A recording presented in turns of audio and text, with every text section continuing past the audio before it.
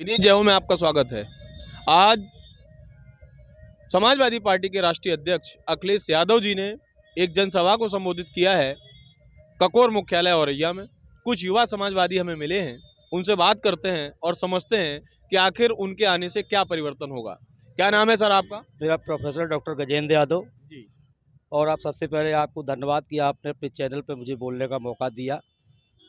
आज अखिलेश जी आए थे, तो ये मान के चलिए आज का जो जन सैलाब जो दिखाई दे रहा था, लग रहा था कि भाजपा की जो आतेताई सरकार है, जिससे अजिज आकर के युवाओं से लेकर के नौजवानों ने, छात्रों ने और बीएड बेरोजगारों ने और वित्तविहीन शिक्षकों ने, किसानों ने और हमारी माताओं ने और हमारे बुजुर्गों ने जिनका इस सरकार ने अपमान किया है, उसका अपमान का बदला लेने के लिए आज यहाँ औरैया ककोर मुख्यालय पर भारी जनसैलाब उमड़ा। इसके आप भी गवाही हैं। बिल्कुल, मैंने देखा बहुत सारे लोग यहाँ आए।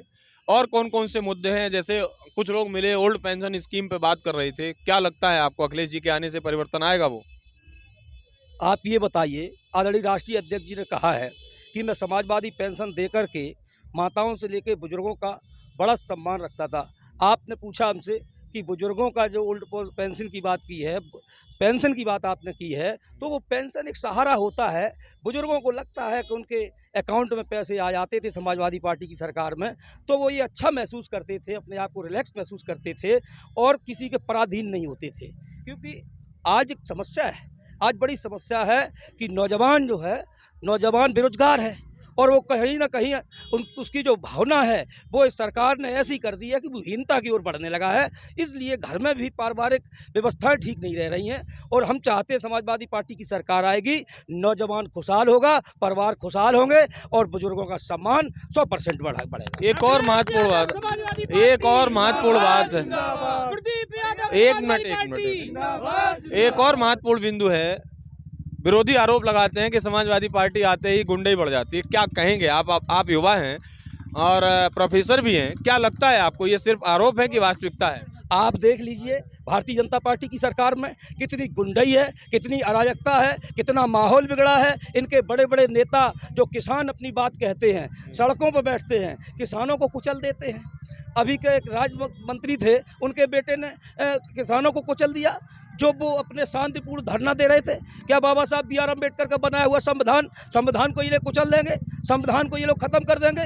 कितने अपराधी, कितने माफिया, कितने बलात्कार करने वाले इनके सांसद और विधायक है भारतीय जनता पार्टी के। जनता ने मन बना लिया है। तो ये जनसैलाब, औरैया का जनसैलाब, अरे पश्चिमी उत्तर प्रदेश में खदेड़ा हुआ है और यहाँ भी जब चुनाव अभी हो रहे हैं, आने वाली 20 तारीख को चुनाव होंगे, इनके जमानतें जब्त हो जाएंगी। जिस विधानसभा में मैं खड़ा हूँ, उस विधानसभा में कृषि राज्य मंत्री हुआ करते थे। कृषि राज्य मंत्री की जमानत जब्त हो जाएगी, आप नोट कर लीजिए। इतना आक्रोश है किसानों में, जबकि किसान थे, पिछड़ा वर्ग से आते थे। किसी का इन्होंने सम्मान नहीं रख पाया, किसी वर्ग का इन्होंने सम्मान नहीं रखा, किसी प्रकार का इनका कोई एक काम नहीं है। इनसे 2 काम गिनवा दीजिए, हम जान जाएंगे कि 2 काम इन्होंने किए। नहीं, वो कह रहे हैं हमने मेडिकल कॉलेज दिया। मेडिकल कॉलेज वो समाजवादी पार्टी की सरकार जब हुआ करती थी, आदरणीय अखिलेश जी ने उसकी नींव आधारशिला रखी थी। ये तो बेवजह में फीता काटने वाली सरकार है। ये तो फीता काटती है, उद्घाटन पे उद्घाटन करती है। किसी ने बनाया, किसी कोई योजना लाया, इनके पास तो कोई योजना है ही नहीं। क्या लगता है आपको? लोकल मुद्दे ये हैं कि हमारी सरकार थी उत्तर प्रदेश में, तो जब आदरणीय मुख्यमंत्री अखिलेश जी यादव हुआ करते थे, तो औरैया जनपद के लिए उनका एक ड्रीम प्रोजेक्ट था और वो प्लास्टिक प्रोजेक्ट था। हाँ, प्लास्टिक सिटी बहुत बड़ा प्रोजेक्ट। तो वो प्लास्टिक सिटी बनाना चाहते थे। उन्होंने तत्कालीन जिलाधिकारी को, जबकि उनका तबादला दूसरे जनपद में हो गया था, उनको रोक के रखा था और चेन्नई में उनको प्रशिक्षण दिया जाता था। वहाँ एक प्लास्टिक सिटी लगी है, तो उस उद्योग को देखने के लिए उस समय जिलाधिकारी को भेजा करते थे और उनका ट्रांसफ़र भी बांदा जनपद में हो गया था। लेकिन प्लास्टिक सिटी में उनको देखने के लिए उनको यहाँ लगाया गया था। इतना ही महत्वाकांक्षी योजना थी, इतना ड्रीम प्रोजेक्ट था राष्ट्रीय अध्यक्ष अखिलेश यादव का। और हम बताएं आपको, प्लास्टिक सिटी को बगल से लगी हमारी गैल और एनटीपीसी ने, चूँकि केंद्र सरकार उस समय बीजेपी की आ गई थी, इन्होंने रॉ मटेरियल देने से मना कर दिया, इन्होंने बिजली देने से मना कर दिया। तो इनकी केंद्र की जो सरकार थी, वो लास्ट के समय में हम लोगों को काम करने नहीं दिया। अब मेरी सरकार आएगी, 100% प्लास्टिक सिटी बहाल होगी और आसपास के जनपदों को और औरैया के लोगों को इसको रोजगार मिलेगा और रोजगार के माध्यम से खुशहाली और तरक्की का मार्ग प्रशस्त होगा। क्या कहना चाहेंगे? हम लोग युवा हैं, बेरोजगार हैं। हम लोग रोजगार के लिए समाजवादी पार्टी की सरकार लाएंगे, जिसमें हम लोगों को रोजगार मिलेगा।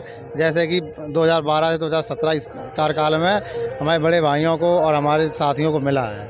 आप क्या कहना चाहेंगे? हम ये कहना चाहूँगे, हम किसान हैं, मेरे यहाँ फसल बिल्कुल चौपट है। मवेशी ढिला जो जानवर है वो परेशान कर रहे हैं।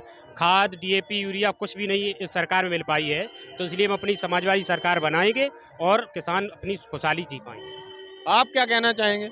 हम खाद से और सांडों से बहुत परेशान है साहब। किसान है, मेरी पूरी फसल नष्ट हो गई है, तो इसलिए हम ये समाजवादी। क्या कहना चाहेंगे? मैं एक बीएड धारक छात्र हूं जो बेरोजगार हूं इस समय, और आदरणीय अखिलेश जी के नेतृत्व में आगे देख रहा हूं कि आगे आने वाले समय में अखिलेश जी की सरकार बनेगी और हम बेरोजगारों को एक रोजगार मिलेगा। इसी उम्मीद के साथ हम लोग आने वाले 20 तारीख को साइकिल की बटन दबाएंगे और आदरणीय अखिलेश यादव जी को उत्तर प्रदेश का मुख्यमंत्री बनाएंगे।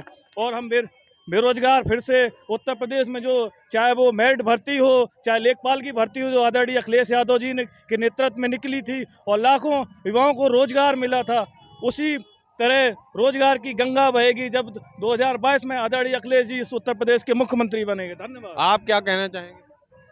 देखिए, जब से ये बीजेपी की सरकार बनी है, इन्होंने धर्म के नाम पर भाई से भाई को लड़ाया है और जनता का जो दिमाग है ये सिर्फ इसलिए करते हैं कि जनता का दिमाग बटा रहे और वो किसी रोजगार दे पा रहे हैं या नहीं दे पा रहे हैं, इस तरफ जनता ना जाए।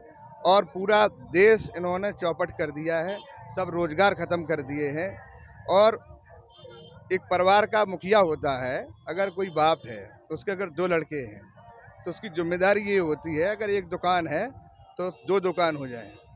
ऐसे ही हमारे देश के प्रधानमंत्री हों या उत्तर प्रदेश के मुख्यमंत्री हों, उनकी ये जिम्मेदारी है, वो हम लोगों के अभिभावक हैं, किसी भी दल से कोई भी संबंध रखता हो।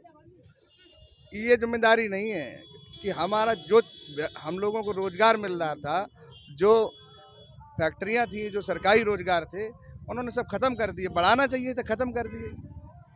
इसलिए अब की बार समाजवादी सरकार आप लाना चाहते हैं? बिल्कुल, समाजवादी सरकार आने जा रही है और माननीय राष्ट्रीय अध्यक्ष जी बहुत पढ़े लिखे हैं, टेक्निकली तरीके से काम करते हैं, वो जानते हैं, ज़मीन से जुड़ा हुआ पूरा उनका, माननीय नेताजी ज़मीन से जुड़े हैं, वो जानते हैं। उन्होंने, नेताजी ने सब, आप सब लोग लाल टोपी लगाए हैं, आप सब लोग लाल टोपी लगाए हैं, योगी जी कहते हैं लाल टोपी वाले गुंडे होते हैं, क्या कहेंगे आप?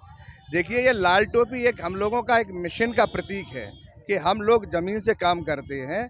हम लोग जो है ये खतरे लोग उसको दूसरी तरफ ले जा रही है कि गुंडों उनका पूरा एक ये है किस तरह से जनता का जो है दिमाग बटे। और जो कभी कभी पिछले टाइम में कुछ लोग बदमाशी करते रहे हैं, अब तो राष्ट्रीय अध्यक्ष जी ने कह दिया है, अगर कोई पहले कोई कह देता है सपा की सरकार आ जाने तो देख लेंगे, उन्होंने कह दिया अब कि अगर योगी कहेगा कि हम सपा की सरकार देख लेंगे तो वो खुद दिख जाएगा, वो जेल जाएगा। चाहते हैं किसे वोट देंगे? समाजवादी पार्टी की बहुत अच्छी लहर है। जो 2 चक्र हो चुके हैं, वो दोनों वो चक्र में हवा बहुत तेज़ चल रही है, लेकिन यहाँ औरैया जनपद, इटावा जनपद में आते आते मैनपुरी जनपद में आंधी बन जाएगी। ये उनका गृह क्षेत्र है। पिछली बार आप औरैया की 3 सीटें हारे थे, आपको क्या लगता है आपकी बार कितनी जीत रहे हैं? ये भाजपा के लोग, आप भी जानते हैं, आप तो बहुत भले लोग हैं, आपका मैं चैनल देखता हूं, बहुत ईमानदारी से आप खैर बात करते हैं। अन्य लोग जो कहते हैं चैनल वाले, वो सब लोग हमें नहीं कहना चाहिए, वो इनके लालच में बिक जाते हैं, ऐसे भी लोग बताते हैं। बहुत नहीं बताना नहीं, मैं ये कह रहा था पिछले साल 2017 में 3 सीटें हार गए, तब की बार क्या? तो ये भाजपा वाले इतने झूठ बोलते हैं कि उन्होंने ऐसे वायदे किए थे कि ये पब्लिक बोली वाली, इन्होंने कोई झूठे वादे करके वोट इन्होंने छीन लिया है, बरगल लिया। उसके बाद 4.5 सालों में उन्होंने कोई विकास नहीं किया, कोई रोजगार नहीं दिया है। किसान बेचारे गाय और सांडों से बुरी तरह त्रस्त हैं। माँ बहनों के लिए ये गुंडा राज समाजवादी पार्टी को बताया करते हैं। यथार्थ ये है कि आप तो समझदार हैं, आपको काफ़ी लोगों से पूरा क्षेत्र, आप पूरे प्रदेश आप घूम चुके हैं, मैं देखता हूँ टीवी पर। तो आप देख रहे हैं कि बहन बेटी कहीं आज सुरक्षित नहीं है। सहारनपुर कांड लीजिए या उन्नाव कांड लीजिए या आप हाथरस कांड लीजिए, अथवा अभी ये मंत्री होते हुए इनके बेटे ने किसानों को, जो किसान एक देवता है, हम लोग उनका जो अन्न से भरण पोषण करके उनके ऊपर 6-7 लोगों को मार दिया और गृह मंत्री बैठे हैं, उनको पार्टी से नहीं निकाला गया। आज यदि समाजवादी पार्टी की सरकार होती या अन्य किसी की सरकार होती तो ये गुंडा राज बताते हैं, केवल ये बगला के काम करते हैं।